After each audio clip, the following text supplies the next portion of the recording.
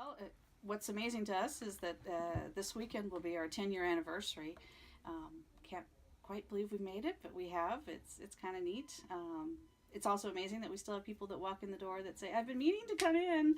So we're always glad when they finally do. If you haven't come in yet, or if you have, we are going to celebrate this weekend, Friday, Saturday, and Sunday from 11 to 5. With a sale, with kind of a store-wide sale, something we haven't really done before. We're going to do 20% off of everything. This does exclude coins, but everything else will be 20% off. And we hope to see you in. We're just real excited to have made it to the 10-year mark. Hours? Hours. Right now, our hours are Wednesday through Sunday from 11 to 5. That may go a little later in the summer, but that's where we're at right now.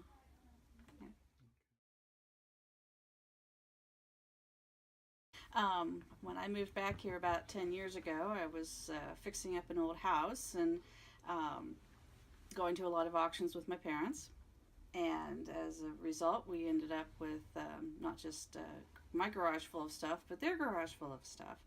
And then the old fraternity house became available.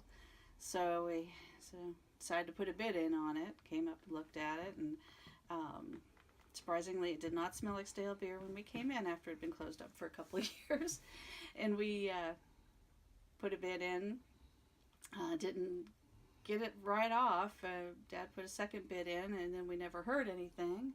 Eventually, kind of out of the blue, got a letter, "Yep, it's yours." So we wanted this building partly to save it. It's a great place that everybody remembers when especially if they went to college here. And we wanted to save the building. We wanted to be able to sell antiques, and then my mom has always wanted a secondhand bookstore. So we kind of combined all that. And if you've been in, you know that we are packed to the gills. But it's a lot of fun. It's a great way to kind of recycle. We kind of consider ourselves the ultimate in recycling. Everything here has a history to it, and some better, some worse. We definitely want to fill the void for books, since we lost our other bookstores in town. And so we have a great trade-in book policy on books. And depending on what people bring us, we're always kind of getting some new and interesting things in. We also have now what we call our personalized book service, which is where we can order new books, and we can also we sell those for 20% off the cover price. And then we can also help you find anything hard to find. As long as we can find it, we can get it for you. We try to keep costs down for you. As far as that goes, if you don't want to deal with the ordering online and the searching out, that's what we do. We've also now started, because we do have a great number of college students that are customers here, we have also started a textbook buyback program with a company that's family owned in Pennsylvania. So, we're trying to continue to work with other family owned businesses.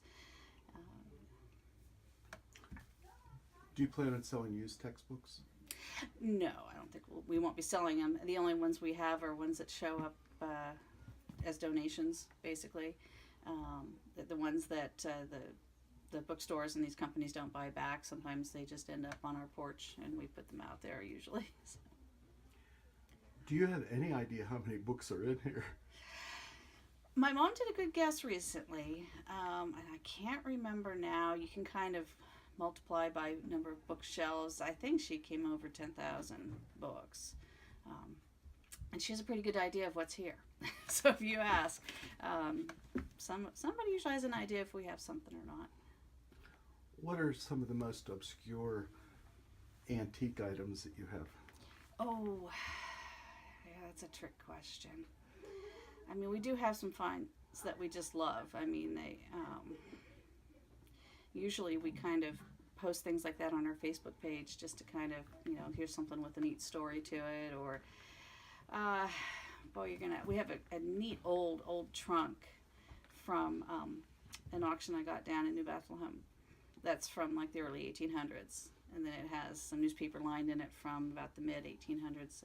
It's just a neat piece. Has seen better days, but then again, for its age and for what it's probably been through, it's just a cool piece.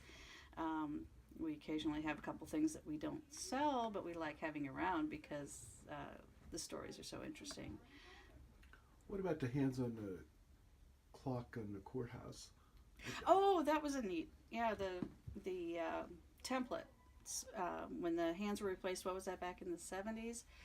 We were at an auction for a gentleman who had been commissioned to design the new hands. And so we actually have the templates here that he used, and kind of neat little piece of Clarion history there.